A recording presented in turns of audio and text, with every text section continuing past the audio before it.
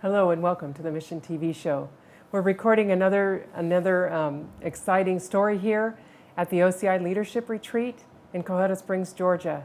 And this story is about a work that's going on in Africa. And it's our sister Janet Fournier. Welcome to the show. Well, thank you. And we want to hear, first of all, what's the name of your ministry there? It's Eden Valley Foster Care Mission. Okay, and where is it located specifically in Africa? Mago Village, Tanzania. Tanzania, okay. All right, we don't have a map this time, but that's okay. Well, it's in Tanzania. So thank you so much for being willing to come and share the story of what's happening there. How long have you been working there? Going on 9 years now. Okay. In Tanzania. And how did you get started? How long have you been a missionary, for one thing? That's a longer story there. We started probably when my son was 1.5, and so about 36 years. Okay, and various places, not just various places. Okay, yeah. Okay. So you've been in Tanzania for 9 years working with this project. Going on 9 years, yeah. Okay, wow. So why don't you share with us some of what's going on there? How did you get started there? Well, my son lives at Kibidula Farms in Tanzania. He's the director there. And one of the old patriarchs of Kibidula was always asking, Mama, come and see my village. Come to my village. I'm getting old. They need help. My relatives need help. And so I decided, okay, one day we'll go. And so we went to see, and there were thousands of orphans everywhere. And so the need was so great that, it stole my heart and started working there. Started the work there. Now, why are they orphans?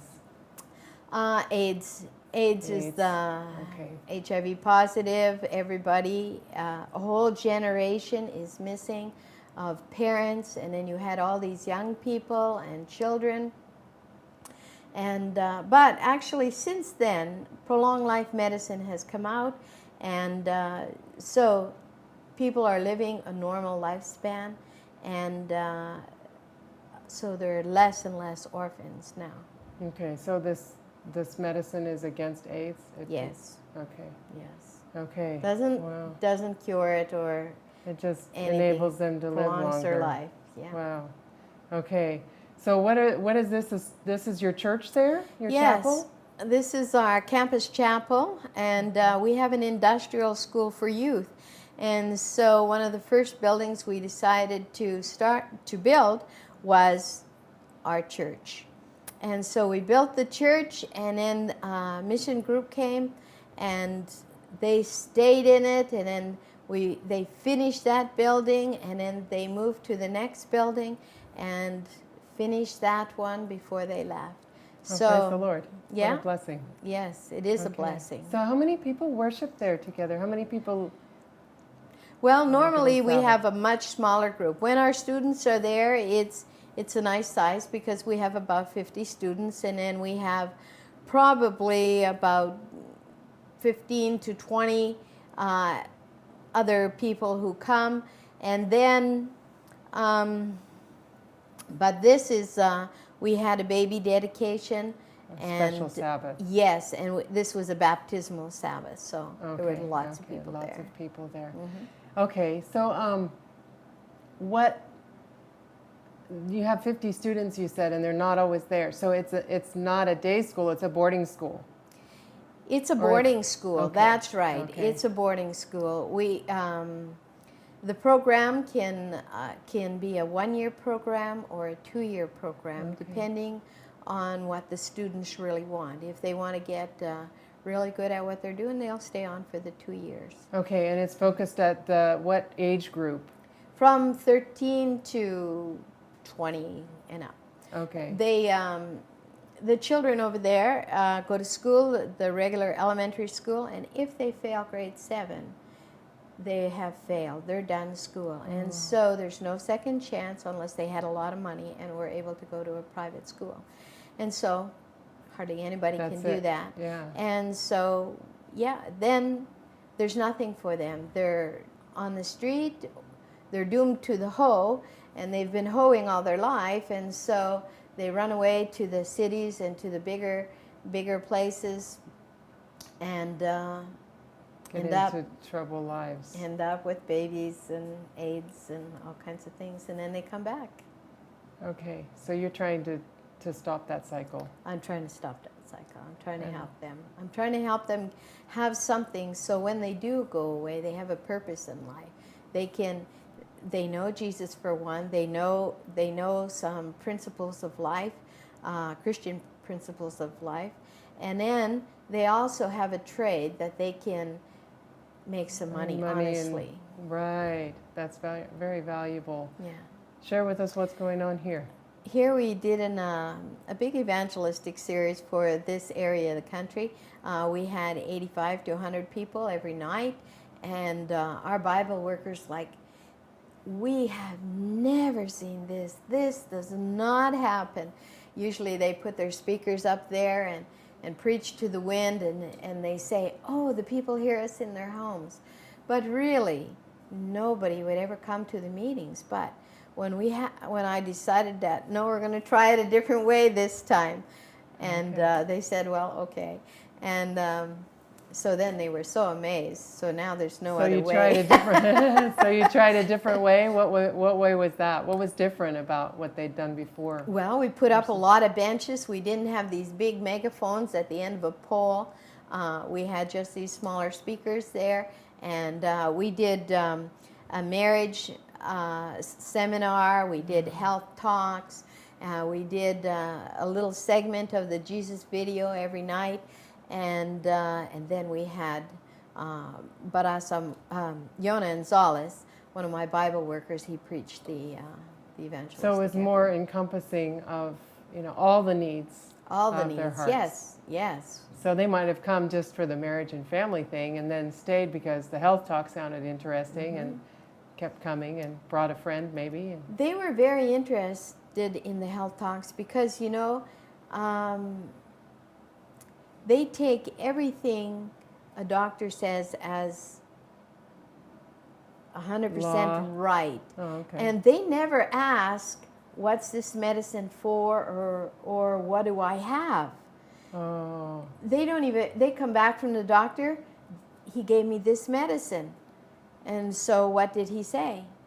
I don't know. He said, take this. Yes, take this. And so that's the end of it. So to know how their body worked and everything was a real eye-opener to them. Yeah, I'm sure. Yeah. Wow. Okay, so this is part of the training. This is part of the training. This is our beginner class in sewing. And as you can see, we have all treadle sewing machines, so the girls learn to pedal. And they don't use patterns. They learn to measure everything and cut everything out. And so the beginners learn to make skirts and blouses and dresses and boys' pants and shorts and girls' school uniforms and stuff like that.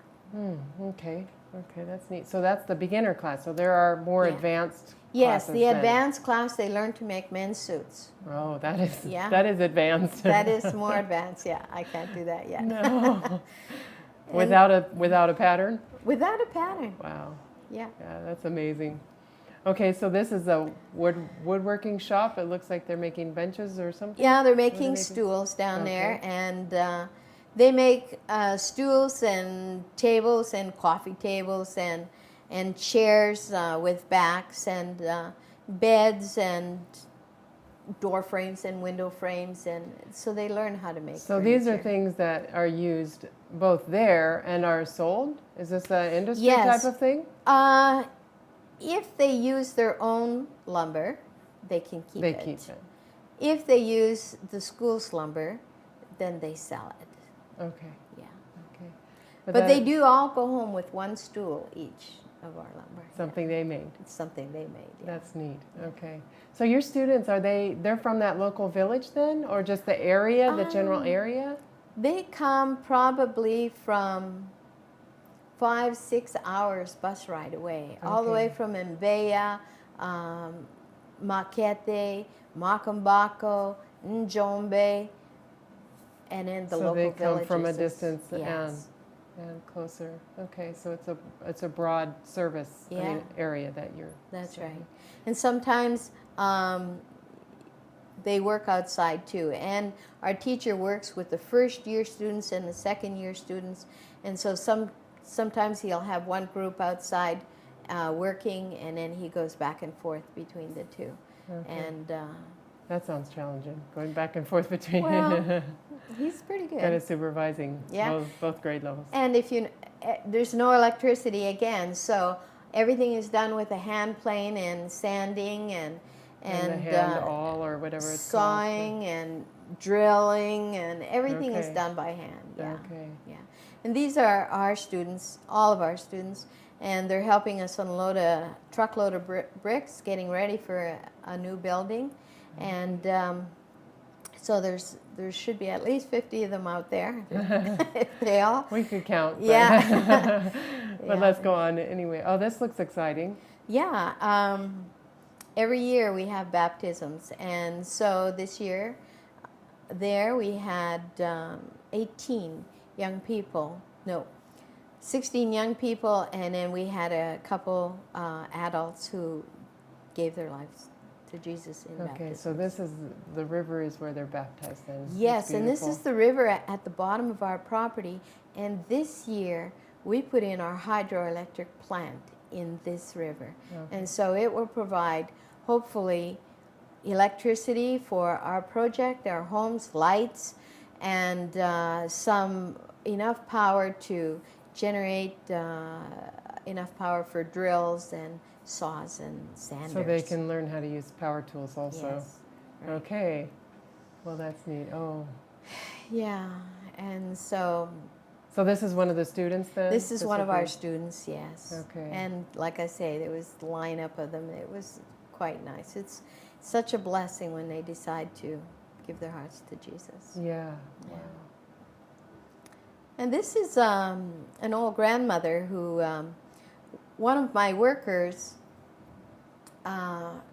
became an Adventist.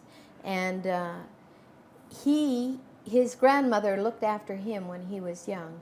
And he says, now it's my turn to look after my grandmother. And he says, she's a witch doctor.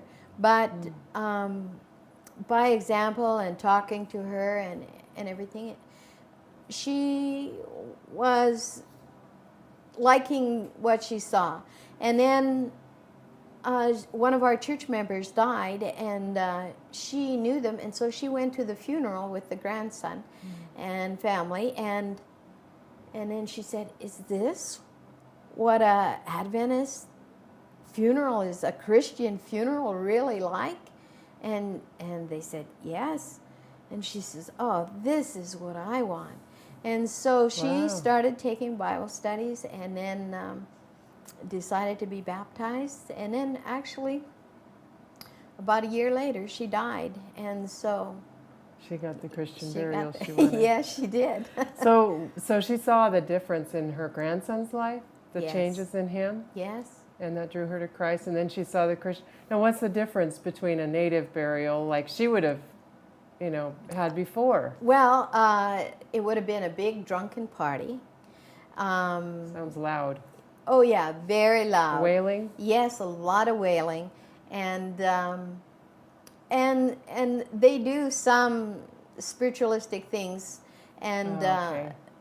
over the graves and stuff like that. So it's So different. she had officiated in some funerals then, probably. Yeah, probably. Had to do some. And the Christian funeral, there was singing and there was peace. And there was Yes. hope. Yeah, that's right. And she's seen all that, and that's what she wanted. Yeah. Wow. Well, praise the Lord. That is awesome. It's really inspiring to me when an old person gives their heart to the Lord, the young and the old, because her life, her whole life, this is opposite to her whole life. Yeah. And so It's So what is the major religion there? It's a devil worship type there's devil worship, which is what they call the local religion, and then there's Lutherans and Pentecostals and Catholic and there's Muslims and. Is there kind of a mixture? Sometimes people take Christ and add him to the heathen religion, kind of? Not so much, or? I don't know what they teach there.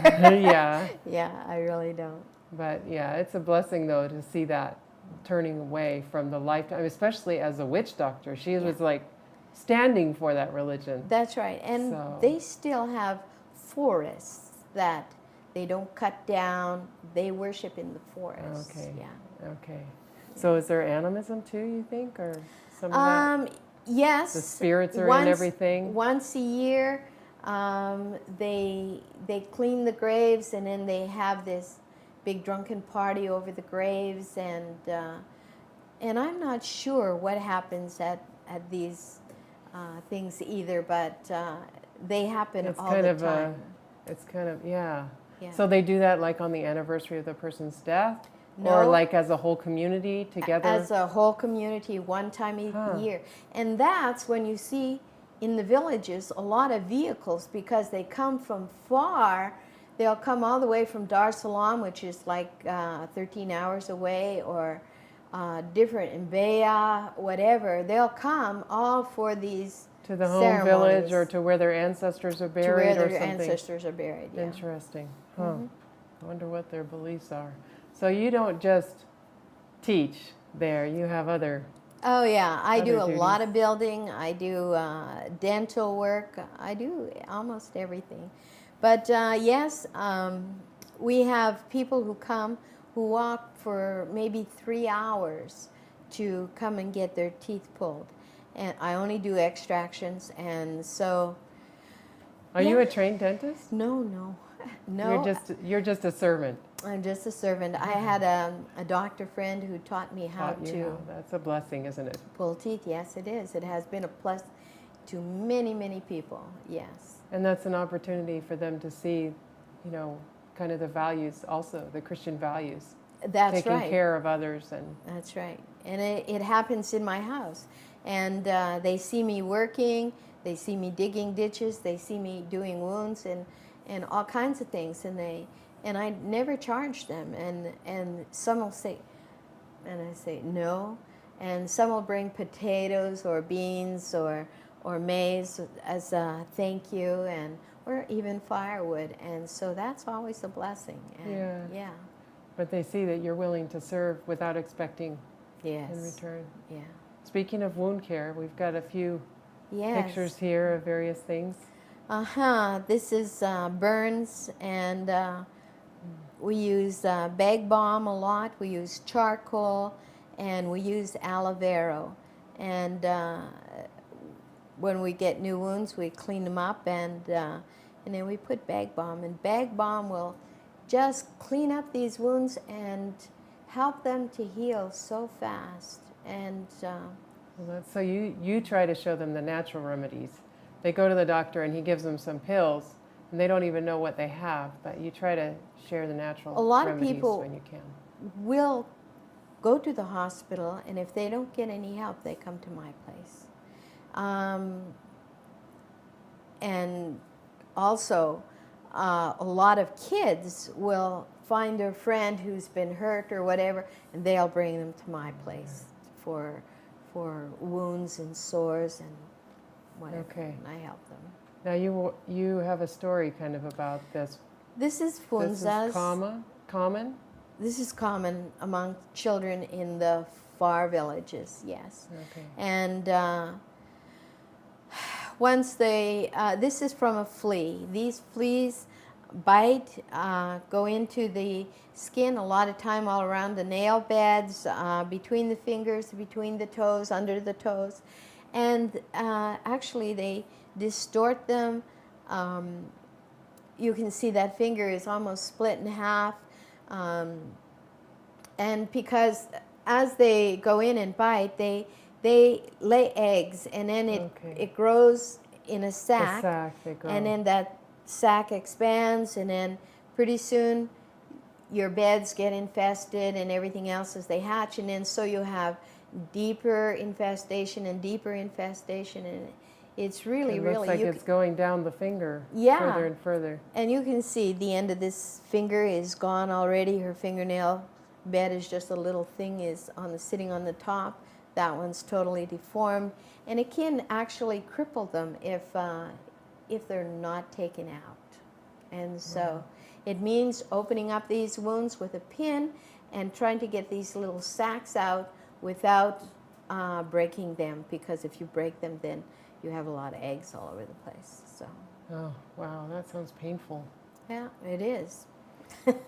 I can vouch for that. Yeah. You've had personal experience. I've had personal experience. I never let them get to that point, but sure, I've had taken out funzas all the time. Okay, so what are we doing here? Here we do closed distribution. We say we help AIDS orphans, and we do. A lot of our students are AIDS orphans, but what we do is we go to the local elementary schools and we ask them for their list of orphans, and they give us the list. It's usually from 80 to 150 kids in a school, depending on how big the school is, maybe about half, and now it's getting a little less. And we buy bales and bales of clothes, and we store it in the drums, and then we invite the school over, and so they come, so they get clothing. These are dresses, and then we do jogging suits and sweaters. We do blankets and coats sometimes, but we check they're coming from school, so we check their school uniform. If it's torn or really in rough shape, then we help them with school uniforms as well. Okay. Toothbrushes, toothpaste, different things that different people give us all the time. And so some schools are like, this school is probably about 4 hours away. Most of the kids come to our place, but when they're far away like this, then we'll load up the truck and go to where the kids are. Okay. Yeah. All right, and this is a new feature. Yes. This just arrived before at the beginning of December. We unloaded it from the container. It has the forks, it has the bucket, it has the rotavator, so we can till up our ground. We have a bush hog, so we can clean up our grounds, and it has more. And this is our opening wedge to our agricultural program. Okay, so a new program you're going to be able to offer. A new program, yeah. And then we'll be able to take a few more students into this program. Okay. It would be nice not to have each class so full, because we want to help these kids. So if we can do a diversity of different things, so this will give us agriculture, and we are also ready for mechanic. Okay.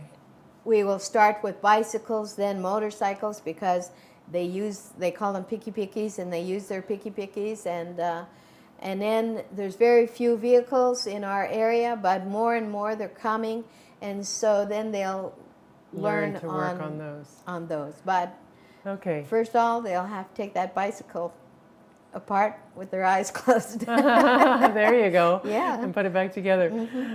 So do you need like helpers, or do you need people to pray, or do you need...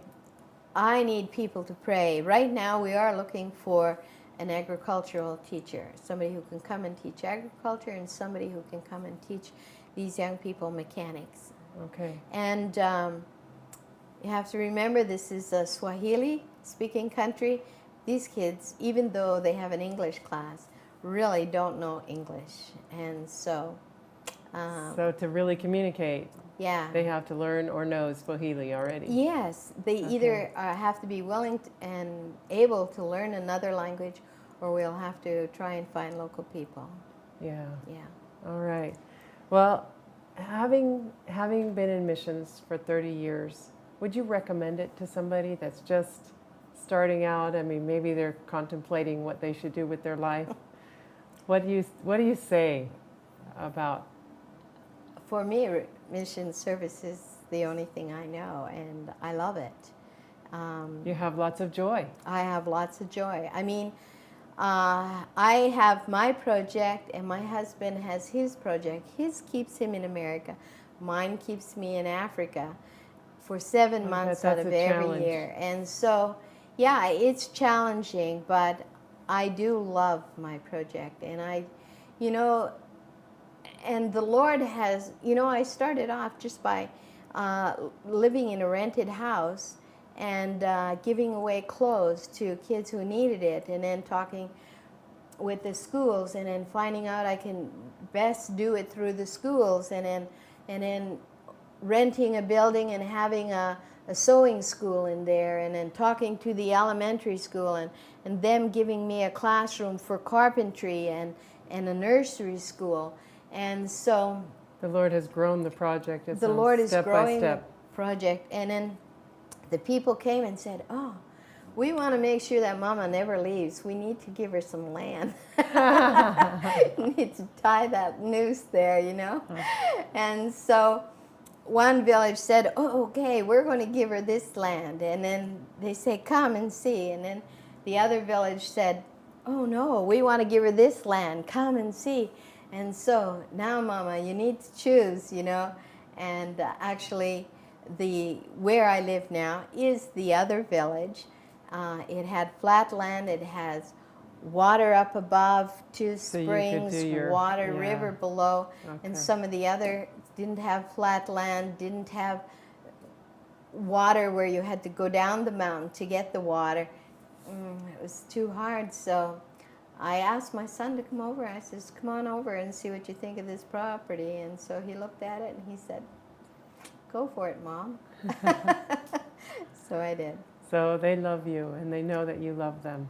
Yes, they do. They do. And they say, "Mama, you have any trouble, just let us know. We will help you."